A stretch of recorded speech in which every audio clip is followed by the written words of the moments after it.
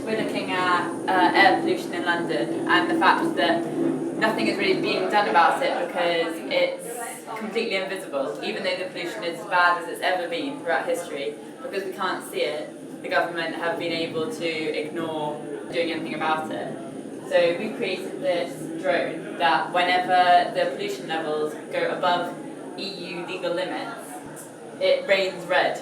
Yes. So it's a biomarker so that everyone can see the pollution. You can avoid that area then. So basically we used research from two universities, from University of Morgan and from Montana University. There's like a dual cell inside the drone.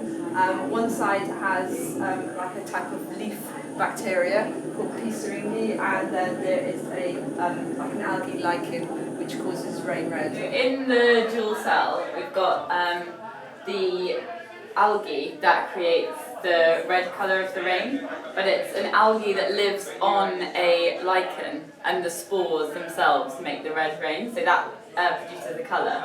And then on this side we have the bacteria, the P. syringae, which causes it to rain, so it's a cloud seeding bacteria. It's like a speculative. It's just it's good to have a lot of different approaches to a problem like pollution, and just as a conversational piece, getting people talking about it. I think it's more a piece for discussion and for kind of highlighting these problems and trying to make them visual, because I think it's hard to talk about things that we can't see. So doing this project and being able to talk to people about it is kind of the aim. I think drones can be quite a dystopic kind of object. Everyone just immediately thinks of them spying on you, which obviously they can do, but it'd be nice to think of them in, I don't know, think of other ways. Yeah, to think that if they are going to be coming around, then how could we use them in a positive way? Yeah, to try and take away from the constantly dystopic narrative.